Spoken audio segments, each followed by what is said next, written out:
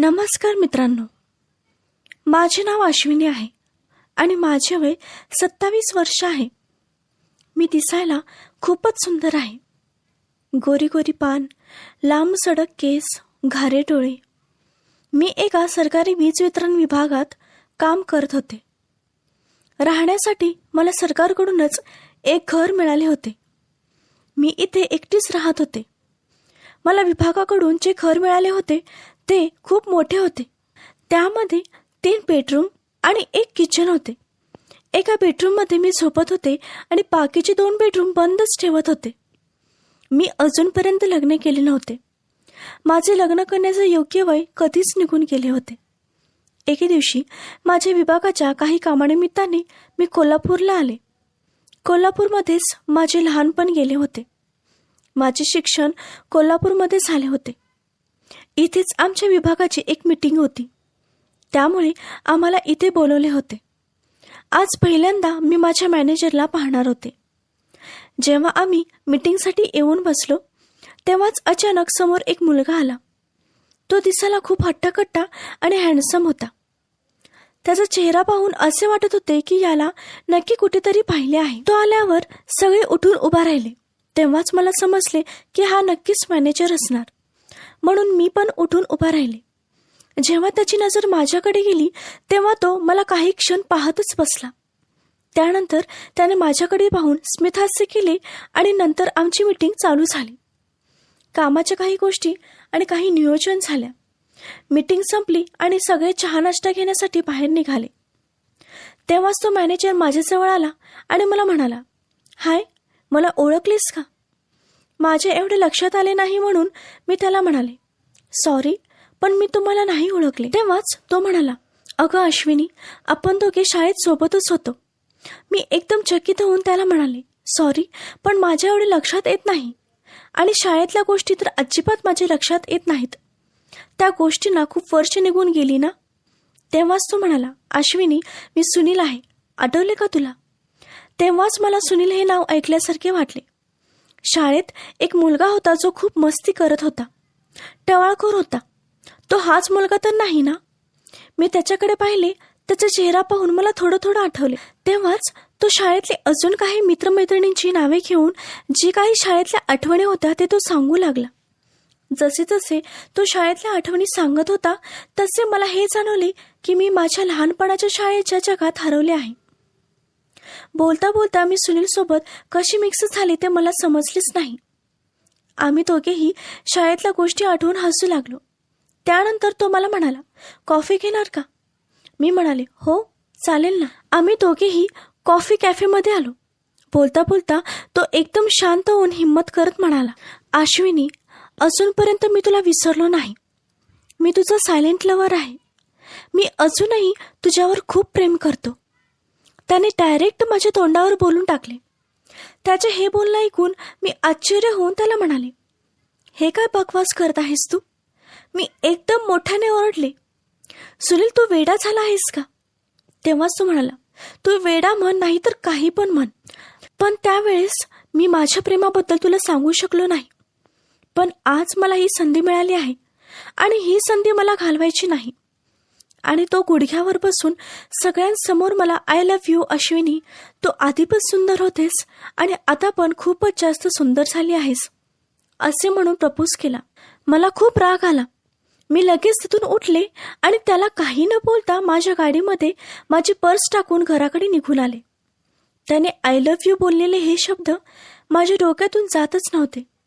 माझ्या कानामध्ये त्याचा तो आवाज गुंजत होता. त्याचे हे वागणं माझ्यासाठी खूप आश्चर्यकारक होते. रात्री मी झोपायचा खूप प्रयत्न करत होते तर त्याचाच विचार सारखा सारखा माझ्या डोक्यात येत होता. कधी कधी ते सर्व मला चांगले वाटत होते तर कधी कधी मला ते सगळं विचित्र वाटत होते. दुसऱ्या दिवशी सकाळी सकाळी मोबाईलच्या आवाजाने माझी झोप उडाली. मी पाहते तर काय, सुनीलचा फोन होता. मी त्यावर लक्ष न देता घड्याळात टाइम बघितले तर सकाळचे 6:30 वाजले होते. एवढ्या सकाळी सकाळी सुनीलने फोन का केला असेल हा विचार करत मी एकदम उठून बसले. फ्रेश होऊन कॉफी बनवले तेव्हाच पुन्हा फोन आला. मी फोन उचलला तेव्हाच तिकडून आवाज आला, हॅलो अश्विनी, उठलीस का? Good morning. हा आवाज सुनीलचा होता. मी एकदम रागातच त्याला म्हणाले, काय झालं, एवढं सकाळी सकाळी मला फोन का केला आहेस? तेव्हाच तो म्हणाला, काय करू, रात्रभर मला झोपच आली नाही. तुझ्याबद्दलच विचार करत होतो. मी म्हणाले, मला खूप कामे पडलेत, मी पुन्हा बोलते. असे म्हणून मी फोन कट केला. 1 तासानंतर पुन्हा सुनीलचा फोन आला. तो डायरेक्ट म्हणाला, अश्विनी, मला तुला एकदा तरी भेटायचं आहे. मी त्याला म्हणाले, नाही सुनील, मला टाईम नाही, मला खूप कामे आहेत. मी फोन ठेवला. त्यानंतर पुन्हा 2 तासांनी फोन आला आणि तो म्हणाला, 1 मिनिट अश्विनी, फोन कट करू नकोस, फक्त मला एकदाच भेटायचं आहे. त्यानंतर मी कधीच तुला त्रास देणार नाही, फक्त एकच चान्स दे. मी त्याला म्हणाले, ठीक आहे, संध्याकाळी 5 वाजता घरी ये. आणि मी माझं काम करू लागले. संध्याकाळी नेहमीप्रमाणे मी फ्रेश होऊन साधाच ड्रेस घातला होता. पण मी एवढी सुंदर दिसत होती की त्या साध्या ड्रेसमध्येही माझे सौंदर्य खूप उठून दिसत होते. संध्याकाळच्या 5 वाजता माझ्या घराची बेल वाजली. जेव्हा मी दरवाजा उघडला तर समोर सुनील उभा होता. सुनील बिनधास्तपणे डायरेक्ट आत घुसला आणि आतमध्ये येऊन सोफ्यावर बसला आणि मला विचित्र नजरेने पाहत म्हणाला, अरे वा अश्विनी, आज खूपच सुंदर दिसत आहेस. माझीच वाट पाहत होतेस ना तू? स्वतःला माझ्यासाठीच तयार केले आहेस ना? मी त्याला म्हणाले, नाही, असे काही नाही, मी तर फक्त एका साध्याच ड्रेसमध्ये आहे. त्यानंतर तो घरात इकडे तिकडे पाहू लागला. माझ्या मनात खूप थरथर करत होते, पण मी स्वतःला सावरायचा प्रयत्न केला. मी गपचूप कोपऱ्यातल्या एका खुर्चीवर जाऊन बसले. सुनील मॅनेजर होता, तसेच तो राजकारणामध्ये पण काम करत होता. त्यामुळे त्याच्या राहण्यावरून आणि त्याच्या पर्सनॅलिटीवरून असे वाटत होते की तो खूपच श्रीमंत झाला आहे. तेव्हाच तो माझ्याकडे पाहून मला म्हणाला, अश्विनी, जे काही आतापर्यंत माझ्या मनात मी साठवून ठेवले आहे ते मला तुला सगळं सांगायचं आहे. अश्विनी, ये ना, जरा जवळ येऊन तरी बस. एवढी का दूर बसली आहेस? सुनील तिथून उठला आणि माझ्या बाजूच्या खुर्चीवर येऊन बसला. त्याने माझा हात हातात घेतला आणि तो म्हणाला, तुझे हात किती मऊ आहेत. आणि तो माझ्या चेहऱ्याकडे आणि माझ्या शरीराकडे एका वेगळ्याच भावनेने पाहत म्हणाला, तू किती सुंदर आहेस, तुझे शरीर किती मादक आहे. त्याचे डोळे गिधडासारखे माझ्या शरीराला टोचत होते. तेव्हा मी लगेच माझा हात झटकला आणि तिथून उठले आणि त्याला म्हणाले, सुनील, मी तुझ्यासाठी कॉफी बनवते. असे म्हणून मी तिथून किचनमध्ये जाऊ लागले. तेव्हा सुनील म्हणाला, नको अश्विनी, तू इथेच बस, मी तुझ्यासाठी कॉफी बनवतो. असे म्हणून तो किचनमध्ये गेला आणि माझ्यासाठी कॉफी बनवू लागला. मी फक्त खुर्चीवर बसून पाहत होते आणि त्यानंतर आम्ही दोघे बसून कॉफी पीत गप्पा मारत बसलो. बोलता बोलता आम्हाला पुन्हा शाळेच्या गोष्टी आठवल्या. त्यानंतर मी त्याला म्हणाले, मी तुझ्यासाठी काहीतरी खायला बनवते. असे म्हणून मी किचनमध्ये आले. तेव्हाच पाठीमागून मला माझ्या गळ्यावर गरम वाफेसारखं काहीतरी जाणवले. मागे फिरून पाहते तर माझ्या चेहऱ्यासमोरच सुनीलचा चेहरा होता. मी पटकन त्याच्यापासून दूर झाले. तेव्हाच तो मला म्हणाला, अश्विनी, काय झालं, अजूनपर्यंत तू लग्न का केले नाहीस? मी त्याला म्हणाले, माझ्यावर घरची जबाबदारी आहे, त्यामुळे मी अजून लग्न केले नाही. तेव्हाच तो म्हणाला, पण तुला ते सर्व करण्याची इच्छा तरी होत असेलच ना? तेव्हाच मी त्याला रागात म्हणाले, हे काय बडबड करत आहेस तू सुनील? तो म्हणाला, अश्विनी, आपण काय आता लहान बाळ आहे का? बडबड तर तू करत आहेस. असे म्हणत तो माझ्या एकदमच जवळ आला आणि माझ्या ओठांवर त्याचे ओठ टेवून माझे चुंबन घेऊ लागला. माझ्या अंगावरून एका विचित्र भावनेने हात फिरवू लागला. हळूहळू माझे पण स्वतःवरचे कंट्रोल सुटत गेले. मला समजत नव्हते की मी काय करू. तेव्हाच मी त्याला दूर ढकलले आणि त्याच्यापासून लांब झाले. त्याला ओरडतच म्हणाले, सुनील, आता बस, इथून निघून जा, मला हे सगळं ठीक वाटत नाही. तेव्हाच तो म्हणाला, काय झालं, तुला हे सगळं ठीक का वाटत नाही? मला फक्त एकच संधी दे अश्विनी, मी तुझ्यावर खूप प्रेम करतो, मी तुला कायमचं माझं बनवेन. असे बोलतच तो एकदम माझ्या जवळ आला आणि त्याने मला उचलून घेतले. जेव्हा त्याने मला उचलून घेतले तेव्हा मी नशेत येऊन माझे डोळे बंदच होत होते. माझा श्वास जोरजोरात चालत होता. सुनील माझ्यावर प्रेम करू लागला आणि तसेच त्याने मला बेडरूममध्ये घेऊन आला आणि पलंगावर टाकला. एका शिकाऱ्यासारखं तो माझी शिकार करू लागला. त्याने माझे चुंबन घेतच एक एक कपडे काढले आणि माझ्यासोबत ते सर्व करू लागला. त्यावेळेस माझं स्वतःवर कंट्रोल नव्हते. मी माझे भान हरवले होते. आमचे एका रात्रीत 2 वेळा संबंध झाले आणि जेव्हा सकाळी मी उठून बाजूला सुनीलला नको त्या अवस्थेत पाहते तेव्हा मी शुद्धीत आले. मला हे सगळं पाहून खूप राग आला. मी लगेच सुनीलला उठवले आणि रागाच्या भरात इथून जाण्यास सांगितले. त्यानंतर सुनील काही न बोलता तिथून निघून गेला. आता मला समजत नव्हते की मी काय करू. मी खूप मोठी चूक करून बसले होते. कशीबशी मी स्वतःला सावरले. दुसऱ्या दिवशी पुन्हा फोनची रिंगटोन वाजली. पाहिले तर सुनीलचा फोन होता. मी फोन उचलला तेव्हाच तिकडून आवाज आला, अश्विनी मला माफ कर, माझं चुकलं. हे ऐकल्यावर मी रागातच फोन बंद केला आणि त्याचा नंबर ब्लॉक केला. त्यानंतर पुन्हा एकदा दुसऱ्या नंबरवरून मला फोन आला. मी तो फोन उचलल्यावर तो पुन्हा म्हणाला, अश्विनी माझं एकदा ऐकून तरी घे, माझं चुकलं, मला माफ कर.